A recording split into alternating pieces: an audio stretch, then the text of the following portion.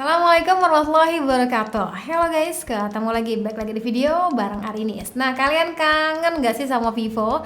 Ternyata diem-diem Doi itu kayak ngumpulin senjata gitu teman-teman, dan langsung hadir lewat seri andalannya. Ini terbilangnya cukup banyak loh upgrade yang dibawa daripada versi sebelumnya. So, kenalin, ini dia Vivo V27. Yes, ini tuh seri Vivo yang pertama dilengkapi dengan Aura Light. Dan sebenarnya juga ada bagian lain yang bikin gue tuh suka sama smartphone ini. Jadi kayak pas smartphone-nya, yaudah yuk langsung aja tonton videonya sampai akhir. Kesan pertama gue sama Vivo V27 ini tuh terasanya kayak, wah ini seksi parah smartphone-nya, asli.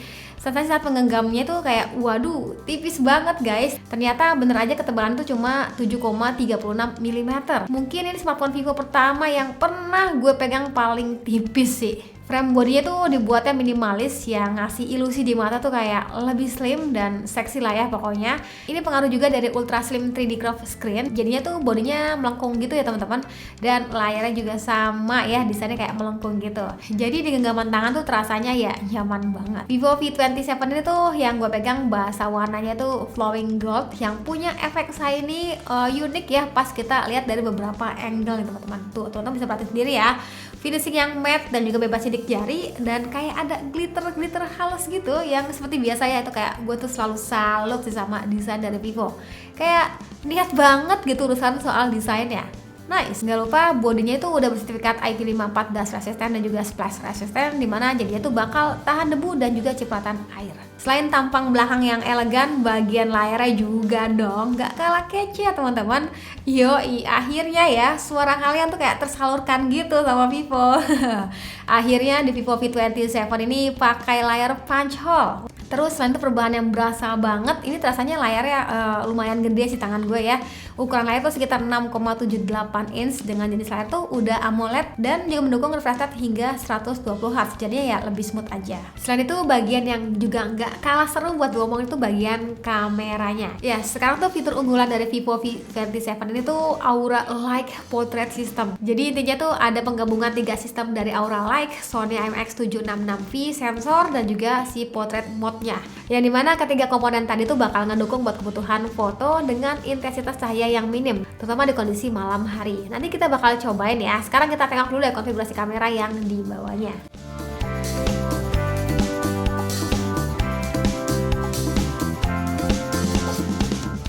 Lanjut kita lihat dulu untuk bagian mode kamera yang dibawanya. Dan mulai adanya night mode dengan berbagai style yang bisa kalian sesuaikan dengan mood kalian. Lalu ada juga mode portrait yang bisa kita atur tingkat bokehnya, dan tentu kita juga bisa aktifin fitur Aura Light ya buat hasilin foto portrait jadi lebih natural, jernih dan terbilang juga jelas sih teman-teman, bahkan di kondisi minim cahaya. Teman-teman bisa lihat ya pencahayaan yang didapat itu kayak lebih merata gitu dan nggak terang di satu sisi aja. Dengan Aura Light ini tuh lebih natural sih jatuhnya ya. Lanjut di sini ada juga mode vlog movie creator ya. Ini kayak template mini video yang seru, instan banget lah pokoknya, termasuk udah lengkapi dengan musik yang fun dan juga efek-efek yang menyenangkan. Dan ada juga mode lainnya nih, termasuk ada dual view video, ada juga double exposure buat gabungin dua foto dalam satu layar. Buat hasil fotonya untuk hitungan kelas mid range ini sih jatuhnya ya udah menyenangkan. Saturasi warnanya cukup berani, detailnya oke, siap banget buat sosial media lah.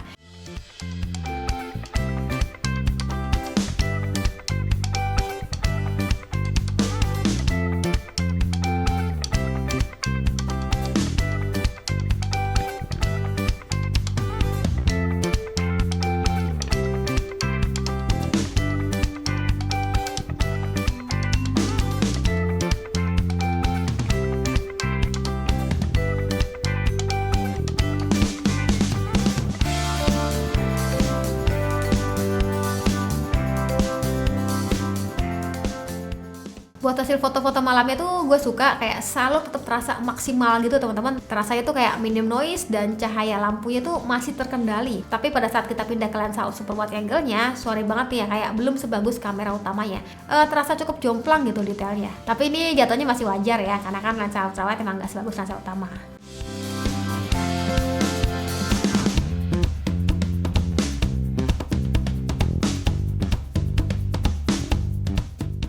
Lanjut buat hasil kamera depannya, jujur nih gue suka banget. Secara ya terasa beauty tapi tetap natural. Detailnya tuh berasa ya teman-teman, pengaruh juga daripada lensa 50 megapiksel XD autofocusnya, yang mana kayak ngunci bagian mata kita tuh jadinya lebih tetap clear dan juga detail. Nah, kalau perekaman video sendiri tuh baik itu kamera belakang dan juga kamera depannya bisa maksimal hingga 4K 30 fps, dan juga tentunya bisa kita rubah ke 1080 60 fps. Dan yang gue suka ada juga fitur lainnya kayak Super Night Video yang ditemani dengan Hybrid Image Stabilization, dimana perpaduan OIS dan juga ACE jadinya tuh kayak buat video malam lebih cakep gitu ya. Karena biasanya kalau kita merekam video di malam hari, masalahnya tuh ada di perekaman yang redup ataupun datar gitu ya.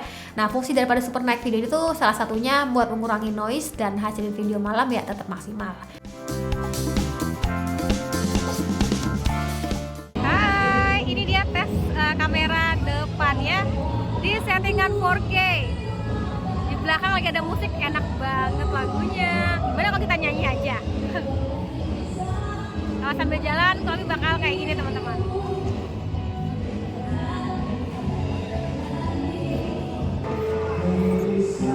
Hai, ini dia contoh perekaman kamera depannya 1080 30 fps. Sambil jalan bakal kayak gini. Bagus. Oke.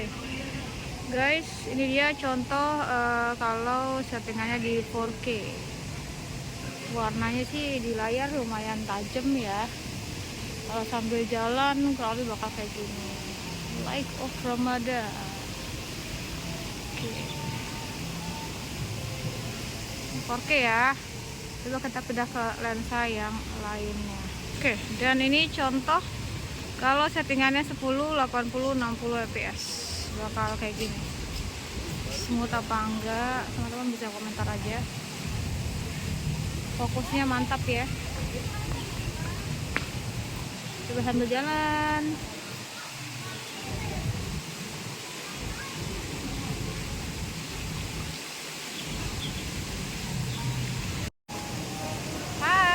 Kalau ini contoh perekaman kamera depannya settingan 10 80 pixel 30 fps. Teman-teman perhatiin detail air mancur di belakang, terus gedung-gedungnya. Aduh, WA masuk lagi ya. Pokoknya kalau tekan sambil jalan bakal kayak gini ya. Hai, ini dia contoh dual view video. Jadi gue mau ngasih tahu kalau sekarang ini lagi ada di mana sih? Gue jadi lupa. Spark Senayan yang ikoniknya mah kayak gitu misalkan ya. Jadi kita bisa kasih tahu kamera depan dan juga kamera belakang secara sekaligus. Sambil jalan dikit ya. Tuh. Jadi ada berapakah patung di depan sana? Ya udah lah ya. Nah, gimana tuh hasil kameranya? Boleh aja tulis di kolom komentar. Sekarang kita bakal beralih ke bagian spek yang di bawahnya, dimana Vivo V27 ini pakai Vantage OS 13 berbasis Android 13. Buat bagian RAM sendiri tuh punya RAM 8GB plus 8GB extended RAM yang bisa buka banyak aplikasi secara bersamaan. Vivo sendiri klaim bisa hingga 27 aplikasi. Wadaw. Dan ROM sendiri tuh yang gue pegang ini dengan ROM 256GB. Itu kayak perpaduan yang pas untuk kebutuhan multitasking dan juga kebutuhan jangka waktu panjang ya. Ditambah lagi performa daripada Vivo V27 itu udah pakai SoC paling baru daripada MediaTek, dimana menggunakan MediaTek Dimensity 7200 dengan 4 nanometer. Ini tuh diklaim HP pertama di Indonesia, bahkan di dunia gitu katanya, yang pakai Dimensity 7200. Wah, buat skor AnTuTu-nya sendiri tuh juga termasuk yang gede, dapat di angka 620 ribuan. Ngeri gak tuh? Yang gue rasain sih saat pemakaian tuh termasuknya yang powerful. Kayak baterai tuh lumayan awet, dan yang penting itu suhunya terbilangnya juga aman ya teman-teman. Ini berkat komponen cooling sistemnya yang dibuat tuh kayak semakin besar dibandingkan dengan versi sebelumnya. Jadi gue termasuknya yang salut ya, di bodi setipis ini Vivo V27 kayak nyempilin sistem pendingin dengan ukuran yang lebih besar. Oke, kita lanjut soal baterainya. Ini baterainya tuh nggak gede-gede banget, 4600 mAh aja, tapi pemakaian dari gue tuh kayak bisa tembus hingga malam harian gitu teman-teman. Dan untuk chargingnya sendiri gue suka dikasih 66 watt flash charge, termasuknya udah cepet ya buat di kelas mid range ini. Dengan charging begini tuh untuk mengisi daya 50% itu butuh waktu sekitar dia 20 menitan lah. Oke, itu dia cerita gue sama Vivo V27. Gebrakan yang sungguh wow sekali ya. Mengingat ini yang gue pegang tuh bukan seri Pro nya loh teman-teman, tapi terbilangnya dapat upgrade itu kayak nampol banget sih upgrade-nya. Buat teman-teman yang boring sama model flat design dengan model layar water drop ya, kayaknya udah bosen tuh ya setiap video Vivo komennya begitu mulu ya. Dan sekarang perubahannya, dikasih layar punch hole, bezel yang tipis, dan juga bentuk layar yang edge. Pokoknya teman-teman pada saat pegang smartphone ini kayak bener-bener berasa banget perubahannya ya, serasa kayak seri X generasi awal gitu loh teman-teman. Dan buat performa sendiri dan kameranya terbilangnya juga bisa banget diandelin. Overall gue happy sih saat pemakaian HP ini ya. Paling concernnya ada di bagian speakernya aja nih yang sayangnya masih jomblo, dan harganya nih pada saat video dibuat masih abu-abu ya teman-teman, belum tahu harga pastinya berapa. Jadi itu dia pendapatku tentang smartphone ini. Kalau kalian punya pendapat lain tentang Vivo V27, boleh aja tulis aja di kolom komentar ya. Oke, sekian dari gue, terima kasih buat teman-teman sudah nonton sampai video. Jangan lupa like videonya, jangan lupa juga subscribe juga channelnya. Sekian dari gue lagi, dan saya bilang see you, bye bye.